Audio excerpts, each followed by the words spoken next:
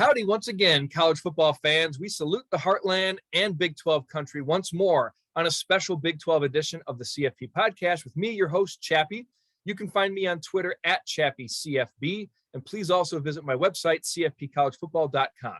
Now, as you may know by now, I like to get comprehensive on my coverage of college football, and one of the best ways to do that is to tap into some regional sites, shows, and slingers. And we've got one today in Bryan Clinton. He's the site manager and editor of Heartland College Sports. Bryan can be found on Twitter at BClinton40, and his work can be found at heartlandcollegesports.com. They cover the Big 12 in depth, especially in all of its developments. So give them a look. And Bryan, welcome to the show. It's always great to unite with another college football aficionado. I appreciate you guys having me on for sure. So we'll get right into it, Bryan. I know that you covered Big 12 Media Days. You had a chance to digest everything that was going on last week. So what were some of the key takeaways for you from last week's collaboration of conference coaches, players, and media personnel?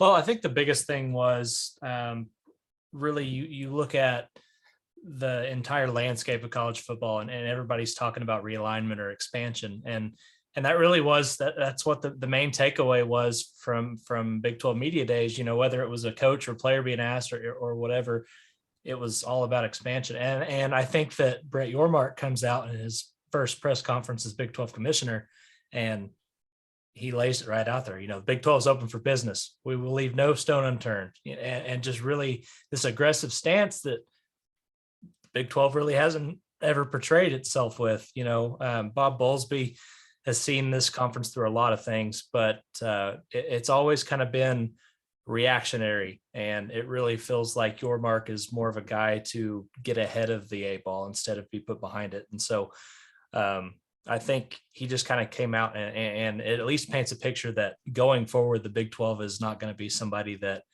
is just going to be poached, I guess is the best way of putting it. And so I think you have to be confident if you're a fan of the Big 12 and who leadership being chosen.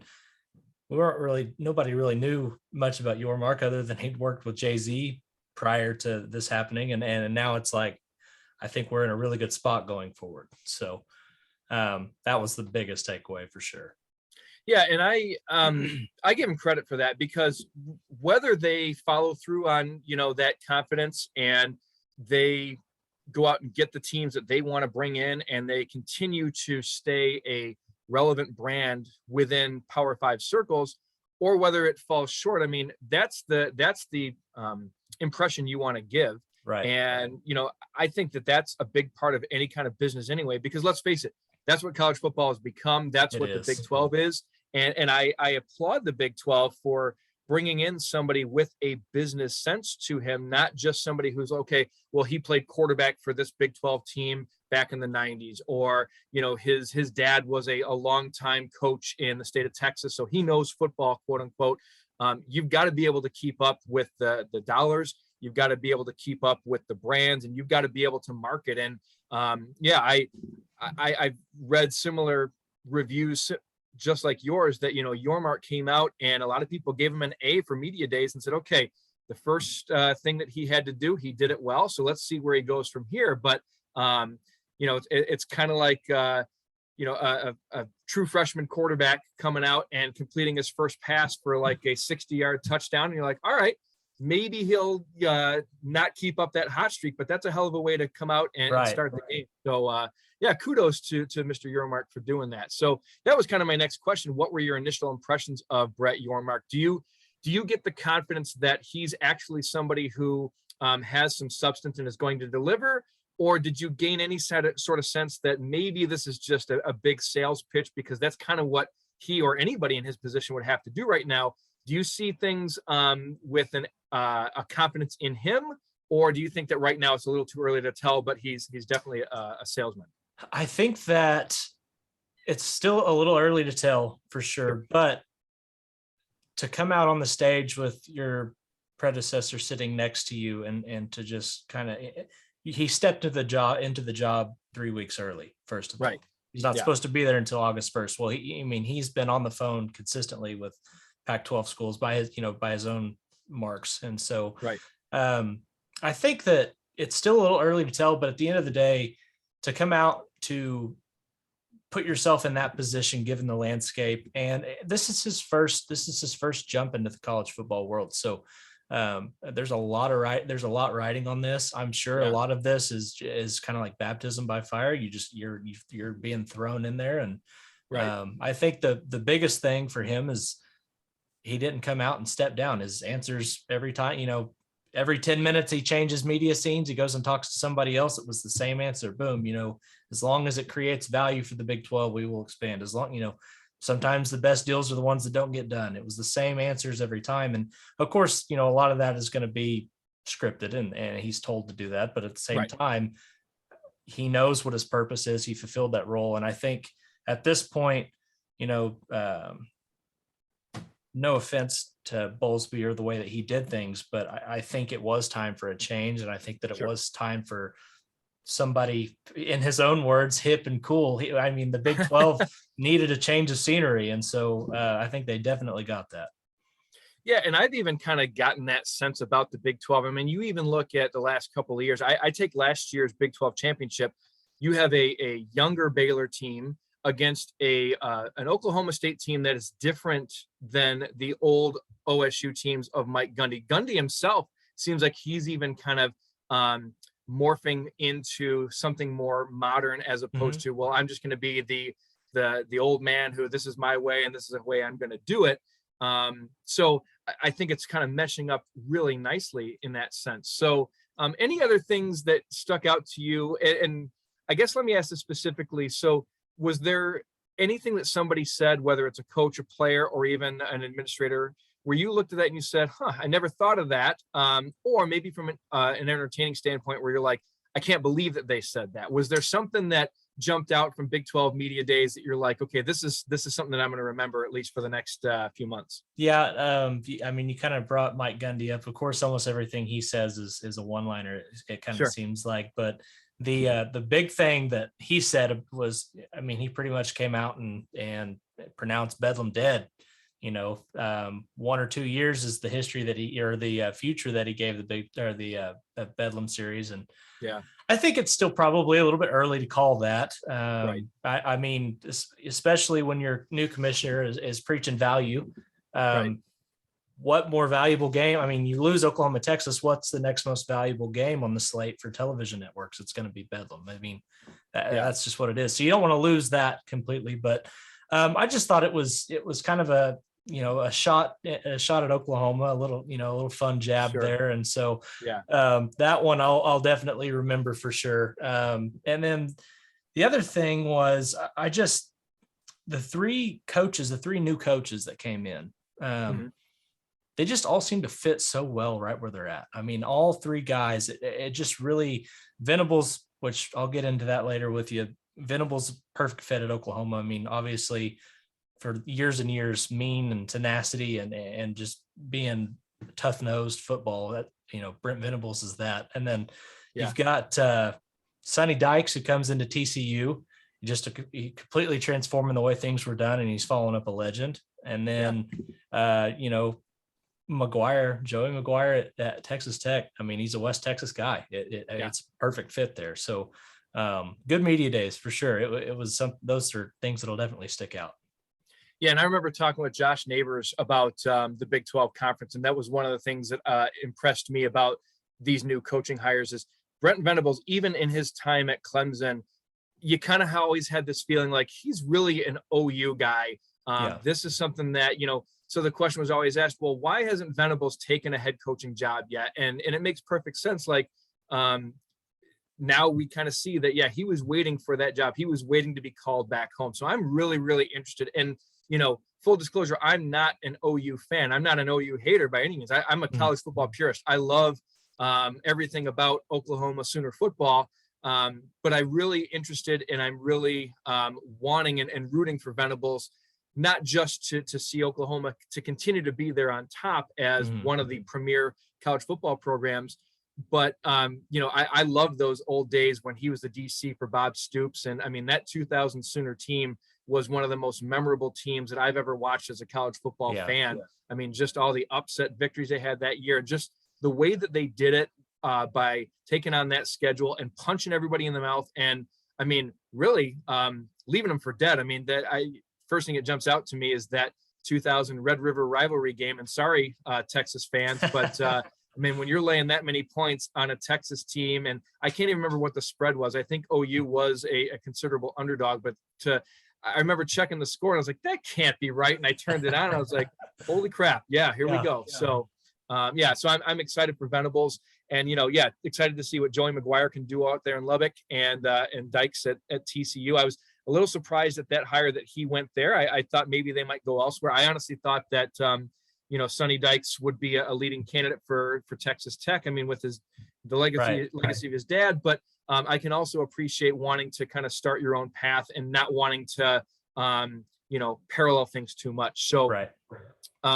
well, that segues right into, I'm going to give you my predicted order of finish in the Big 12 this year. And we recently did a Big 12 preview podcast. And again, listeners, feel free to check that out, the CFP podcast on many platforms. But I'll give you the top 5 first, and maybe some thoughts here, Bryan, and then we'll go down to the bottom 10. But I've got OU winning the Big 12 this year. DraftKings has them at 9.5 win total. I think they're going to go over that. I really like Venables. I think he's put together a great staff. Jeff Levy is the offensive coordinator, is a great person to bring in there. And bringing in Dylan Gabriel, who Levy has worked with. I'm actually calling for Gabriel to be the offensive player of the year this year. So not only the Big 12 newcomer, but I see him being the best offensive player. And their defense, will be better. No disrespect to Alex Grinch, but I just see things with Ted Roof being as good, if not better, than what Grinch had it. And, with Venables being kind of the mentor of that defensive philosophy, I just see things going well. I've got Texas at number 2. So I think that those two will rematch in the Jerry Dome. A lot of talent on Texas's side, but a lot of it depends on a, quote unquote, first year quarterback. I mean, I'm assuming that Quinn Ewers will get the job, but even if Hudson Card gets it, I still consider him to be a first year quarterback because he wasn't, the full-time starter last year. Oklahoma State, I've got it 3rd. I like their new D coordinator. Not to say that he's better than Jim Knowles. I mean, Derek Mason is good at what he does, but he's got a lot of work to do because there's a lot of newer faces, especially in that back 7. I've got Baylor 4th, and I've taken some questions from a lot of people. A lot of people say, well, Baylor has all this returning production coming back. They bring back, Aranda's a great coach. Roberts is a good D coordinator, but Jeff Grimes, I think, is maybe the most underrated offensive coordinator in the country. But they have to replace a couple of good running backs, a good set of receivers. I mean, Blake Shapen looked good in the Big 12 championship game, had a bad half of football against Ole Miss in the bowl game. But for him to be named the starter all the way back, and I think it was like February, and basically they're saying, okay, we're going with this guy. So with all due respect, Gary Bohannon, if you need to go, you can go. And then I've got Kansas State at 5. Now they're a team that I think could easily sneak into the top 4. They might even be a dark horse to play in the Big 12 title game, but they've got 5 tough road trips that make me hesitant to put them higher than 5. So that's where I've got 1 through 5: OU, Texas, Oklahoma State, Baylor, and Kansas State. Any of those you agree or disagree with for whatever reasons, Bryan? So the Texas at 2 is the first thing that jumped out at me. I figured it would. So my reserves with Texas is they did a great job in the transfer portal adding offensive talent. They brought in big time names, a couple of guys from Alabama. They had Isaiah Nair from Wyoming. Yep. You've got, those are big names. The problem is where Texas struggled last year was along the offensive line, and where they struggled last year mightily was defensively. They didn't add any. Yeah. They did not add anybody defensively through the transfer portal that is expected to make any sort of impact. So they missed out on Achawan Mathis from TCU. He ended up going to Nebraska. That would have been a big hit. But the biggest thing is Texas is going to need to find somebody to rush the passer. If they can't do that, they're going to struggle again this year. So I don't have them finishing 7th or 8th or whatever it was they finished last year, but certainly 2nd feels a bit high to me. Baylor, I'm a football coach at heart. I coached high school football for 3 years before I started this. And so in the trenches is where games are won and lost for the most part. Yep. I think Baylor may have a claim to maybe the second or 3rd, probably best defensive line in the country coming in this year. And Oklahoma State as well. They should be good up front. But Baylor, I do feel like what they return offensively and defensively in the trenches I think that will play a role. Sure. I probably have them at second right now. I had them going into Big 12 Media Days. I had them first on my list, but Yeah. some things changed while I was there. Right. But and then Kansas State, I'm glad that you pointed them out. I think I probably would have Kansas State at 4, which is right in that same realm. But Yeah. certainly a team that people need to be watching out for. If Colin Klein can figure out a way of getting Adrian Martinez to take care of the football, it's a scary team. I mean, Deuce Vaughn might very well be the best running back in the nation. So that's a team you definitely have to watch out for. Yeah, and I always feel like the casual college football fan just they see the measurables on Deuce Vaughn and they think, oh well, he's like a scat back. He's a good receiver out of the backfield. If you get him in open space, he's trouble. But I mean, I've seen him lower the shoulder and run over linebackers. I've seen him run through defensive linemen. I mean, he packs a punch in addition to having a great second gear. And yeah, I mean, he's a good receiver out of the backfield, but in today's college football offenses, if you can't catch the football as a running back, you're basically useless, right? Well, doesn't the comparison to Darren Sproles feels almost too perfect. I mean, obviously they went to the same university. So, I mean, he really does. He's just special. There's not very many guys that can do that at his size. And he's somebody that every week you have to know that defensive coordinator is losing sleep every week, knowing they're gonna have to go up against him. So, right.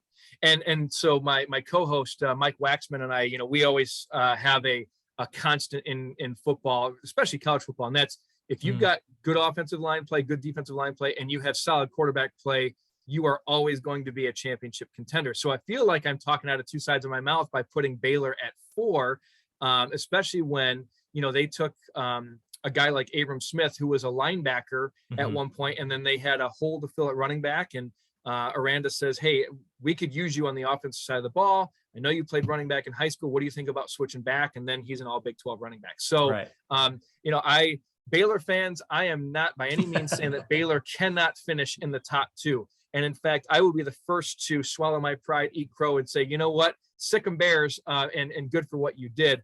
But again, I just am not as confident in their running back room, their receiver group, but more importantly in the secondary. I mean, losing guys like Woods and Petrie, I mean, those are some significant losses. Bernard as well. So, and knowing how important it is to have good secondary play, especially in a defense like Aranda and Roberts like to run there at Baylor. I think everybody is gunning for Baylor this year. I mean, last year I feel like they kind of snuck up on some people.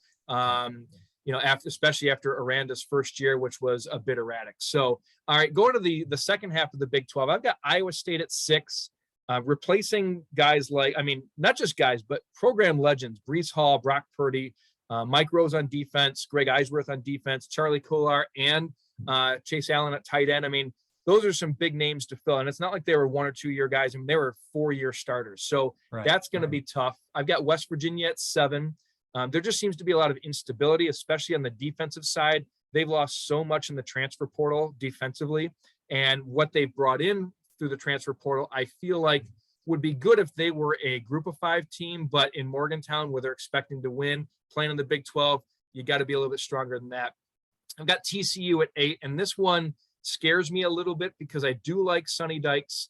A lot of people have the Horned Frogs as their Big 12 darlings this year, and they could surprise. But I'm not confident in Max Duggan or Chandler Morris being a championship quarterback just yet.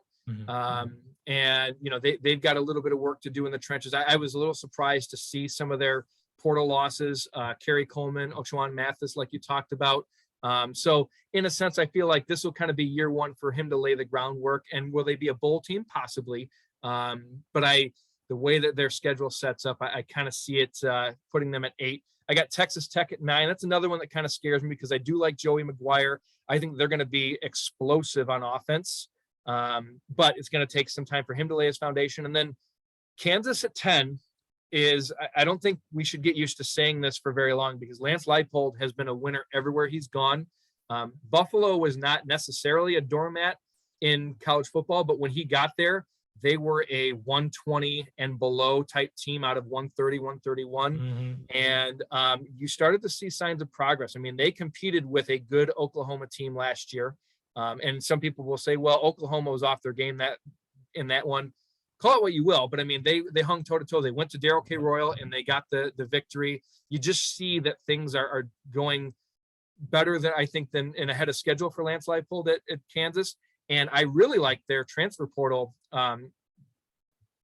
additions this year. Yeah. I mean, they kind of scoped out some of the top group of 5 schools. They got some quality starters and some all conference performers from places like Miami of Ohio and UCF. And then they also went some of the Power 5 route as well. So again, don't sleep on Kansas for too long. Get your licks on them now, Big 12, because, you know, maybe 2-3 years from now, we're talking about Leipold's Kansas Jayhawks as maybe in that middle tier, possibly even being a sleeper for Big 12 play later on, especially once you lose Texas and Oklahoma and things become a little bit more leveled out. So what are your thoughts about those teams or the bottom half of the Big 12 this year, Bryan? I think that 6 through 9 in the Big 12 may be the most competitive bottom half of any conference in the country. I mean, Iowa State is last year they turned into the hunted after, you know, they came in, you know, AP, I think, what were they, 6th preseason coming in? I think so. And I mean, supposed to just be terrific. They end up winning 7 games. And I think you kind of saw where that 5-star culture thing that Campbell has going on up there. They kind of got away from it a little bit, it felt like. And so I think this year coming in with more of an underdog tag, I mean, Iowa State is always with John Heacock. His defense is proven to be something that everybody around the country wants to know how it works and wants to use it and utilize it. So never sleep on the on the Cyclones there. And then, like you said, Texas Tech, that's a team that team should scare you. I mean, that's a team that, and they came in, they were extremely confident at Big 12 Media Days. Sure. I believe I heard one of the players say just in passing that they felt they were going to have the best big defense in the Big 12 this season. I mean, they've been instilled with confidence, and I think that's what McGuire wants. That's what he needs. It's a culture change there. I mean, he's trying to Texas Tech. He wants them to play West Texas football, gritty, hard nosed. We're playing defense, and then we're scoring a lot of points. That's why he brought in Zach Kitley, a guy. I mean, if you want somebody to come in and copy paste 50 points on the board, I mean, that's kind of who you go and get. It's a guy that did it at Western Kentucky and they did it well. And so when you're talking about a team that's keeping up with Ohio State offensively, you're doing something right. And so I really like them there. West Virginia. Yeah. I think they kind of forget that West Virginia lost more in the transfer portal than Oklahoma did production wise. I mean, that's hard to overcome. And they didn't go out and get people like Oklahoma did in the transfer portal. And so I think that, you know, JT Daniels, yes, he helps. He's a terrific talent, but you got to keep him healthy. And I think that if it's only on his shoulders, you could have issues there in Morgantown. So, and Neil Brown needs this year. I mean, the seat's hot. And I think you saw him kind of go back to his roots a little bit whenever he went out and got Graham Harrell. He was more of an offensive guy before he got to West Virginia, but since he's gotten there, they've struggled. And so I think he really needs to find a way to have some balance offensively, or they could have some trouble this year. Yeah, and that's you hit it right there. I mean, balance. So I really like the hire of Graham Harrell. I think that could be a wild card. I think JT Daniels, again, if healthy and if his mind is right, could be a Will Grier type player, kind of like West Virginia had a few years ago. Didn't really succeed like he wanted to for various reasons. He comes to West Virginia and he's chucking the ball all around the yard in the Big 12. But I have big questions at running back. They lose Letty Brown. They brought in Lynn J. Dixon from Clemson, who they thought was going to be there. He's there for the spring, and then he transfers out, or he puts himself in the portal. So a very thin running back room. They lost, some pretty good receivers, either by graduation or to the transfer portal. So what sort of weapons is JT Daniels going to have to work with? He's got a pretty good offensive line, or at least an experienced offensive line. So that's a good starting point. But yeah, I have big questions on defense. And, going back to Texas Tech, you talk about defense. Tyree Wilson is a guy that I have down as my watch me player in the Big 12. So I still don't see him on a lot of first or even second team all Big 12 preseason lists, but the way he came on late last season and the way he played in the bowl game, plus playing under Tim DeRuyter, who I think is a reputable and respectful defensive coordinator, I think that's going to work well for a guy like Wilson. I mean, 6'6", 280 pounds playing D end. I think he's going to be a force coming off the edge. And again, I'm like you. So I coached high school football for 14 years and I was a D-line coach. And so I will always hold true that any good defense, any defense worth their merit has to be good up front. And if you've got, some stout guys inside, but you've got at least one guy who can get after the quarterback off the edge there, which they do in Tyree Wilson, you got a shot. So he looks the part too. I'll say that. In person, he's probably the most physically imposing specimen that was there. I mean, he looks every bit of what he's listed as. So big guy. It. Yeah. Yeah. All right. Well, we're gonna kind of end here with a little fun. I mean, not that it hasn't been fun yet. I mean, anytime I can talk college football, especially going into the minutia like you do. Yeah. I mean, this is awesome, dude. So I'm gonna call this Tornado Alley, somewhat in a respectful way. Talking about the heartland. But what I'm gonna do is I'm gonna throw out some questions for you. I'm looking for quick answers where things might get messy, and afterwards there might be some cleanup needed. But what the hell? Let's do it anyway, right? So, so first question. So consider it kind of like a lightning round. Which Big 12 coach would you want to have a drink with? Neil Brown. Neil Brown. Okay. Yeah. Especially this year, he might partake in a couple. So I like that pick. All right. Which former Big 12 coach would you want to bring back to the conference to coach right now? So a guy who used to coach at one of the current Big 12 schools, or maybe even one that went to a different spot. Who would you love to see coaching back in the Big 12 this year if you could make it happen? This might be I'm going to go Mark Mangino. Not that I don't like what Lance Leipold's doing in Kansas, but I've always wondered if he stuck around, and I just always wondered what Kansas would have been. So yeah, and I still like going back and watching on YouTube. I think they still have like a documentary of that 07 season. Yep. And I mean, to go back, I mean, that 07 season was wild as it was, but to think that you've got the Missouri-Kansas border war rivalry 1 versus 2 at the beginning of that year. I mean, I would have loved to have seen the Vegas odds on that happening in that final weekend. I mean, that was just nuts. I remember I was at a wedding begrudgingly. So all of us guys were like at the bar watching the game, and the wives were like, we got to go. And we're like, oh, no, we're not, we're here. Consider that a win for you guys. So, all right, cool. Which Big 12 rivalry would you want to see a 30 for 30 on to expose casual fans behind the scenes and just show them how much better and deeper the passion goes than what they may read online or see on TV? What would be a good 30 for 30 on a Big 12 rivalry, aside from OU Texas? Because I think that one's pretty publicized. Well, I live in Oklahoma, and so I don't think people understand just how bought in people get for Bedlam. And oh my goodness, it's around here. I would venture to say, and I think I even wrote about this last year, I think Bedlam in the last 10 years has probably been bigger than Oklahoma, Texas has been, at least around here. So, and I could see that. When I read that piece about how Bedlam might be dead in a couple of years, kind of like what you talked about at the beginning of the segment here, I'm praying that doesn't happen. I liken it in the same vein. So I grew up in Texas for 10 years, and to see the Texas A&M rivalry go dormant for a while, I mean, that's one of the big pluses I see of Texas going to the SEC is now, by virtue of scheduling and proximity, you have to play that rivalry again, at least on a semi-regular basis. So I'm hoping that we can still see Bedlam, even if it takes a couple year hiatus. I'm hoping that the powers that be in the state of Oklahoma make it happen to make that at the very least a non-conference matchup if OU and Oklahoma State don't end up in the same conference. Because I don't put it out of the realm of possibility that the Pokes might be courted by the SEC if we start to, beef up these conferences to be super conferences like it's looking like. Right. All right. So one word answers here, Bryan. Should Nebraska be in the Big 12? Yes. Yes, I agree.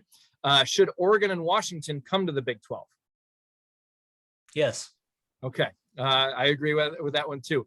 Will Brent Venables make it to the CFP before Steve Sarkisian? Yes. Will Texas make the CFP under Sarkisian at all? No. Okay. I agree with both. And then last one here, best Big 12 football environment outside of Norman or Austin?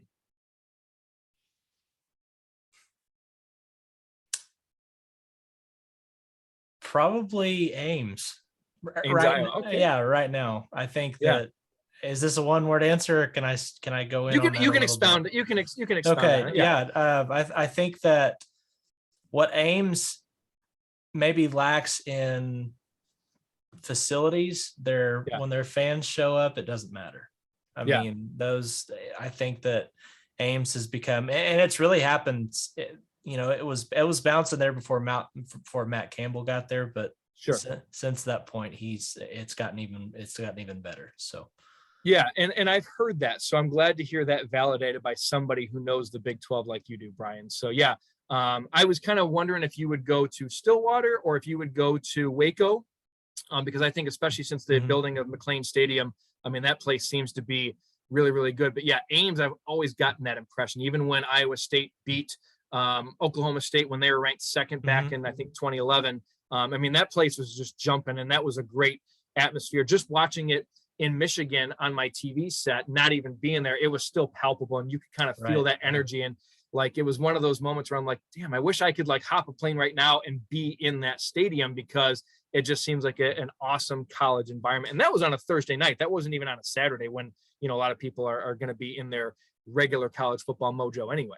Well, and I think that some people maybe outside of the national, if there's one thing you need to know about the Big 12, we're kind of spoiled when it comes to atmospheres. I mean, you have Morgantown, you have Ames, you have Stillwater, Waco. I mean, those are and Lubbock is something that, I mean, they're all great, and you could put any of them there, but Ames for me right now is definitely the answer. Yeah, I've got a lot of places on my college football stadium bucket list, but the Big 12 has got to be like all of them in my top 50 for sure. I mean, especially when you add Provo now, right? Yes. Yeah. I mean, awesome. Oh, I know. Yeah. I mean, the setting there is just awesome. And that's another reason why I really hope, I know that they came out today and there's reports saying that the Big 12 and Pac-12 have said we're not going to be looking to combine. Right. But I read beyond that to say, okay, that means that they're not going to get into some sort of like negotiation, but that's not putting off the table that the Big 12 is going to say, okay, we want Utah, Colorado, both Arizona schools, Oregon, and Washington. I honestly think that that's what's going to happen. And I could see someone like Brett Yormark taking that initiative and say, okay, it's the first year. I'm kind of in that honeymoon phase. What better home run than to go and swipe everybody who's anybody from the Pac-12, make the Big 12 an even bigger conference in terms of number and volume, but also, the Big 12, we kept hearing that, they didn't really do much in the last round of expansion. So I think that's kind of on Yormark's shoulder as well, as to say, okay, I want to make sure that we reverse this idea that the Big 12 is a passive player in college football. Well, and I'll tell you this, I would be very surprised if Yormark, after the first rolls around, he's officially in that chair. Yeah, I'd be surprised if some offers don't go out. Absolutely. Yeah. So again, folks, make sure that you're staying tuned to Bryan on Twitter. Again, he's at bclinton40, and you can follow his work and work of his colleagues on heartlandcollegesports.com. And I promise you, it comes Chappy approved. So also please continue to follow me on Twitter at ChappyCFB and at CFPcollegefootball.com. And Bryan, we would love to have you back again, man, later this season to talk about some of the big games. Hopefully maybe even around championship weekend, to break down the big things in the Big 12 and a hopeful college football appearance for the conference, assuming that their champion is in that prime position to be in one of the Final Four teams. Well, I appreciate you having me on, and holler at me anytime. Yeah, absolutely. And again, make sure you follow his work on Twitter. So that's the final snap, ladies and gentlemen. Let's take a knee. Let's head to the tunnel. Thank you for listening to the CFP podcast. Don't forget to rate and review, subscribe, and visit our website if you're looking for lots of college football spots. And most importantly, do what your mama told you to do and share. The more that can enjoy, the better content we can employ. Thanks for listening. Have a big day, Big 12 country. See ya.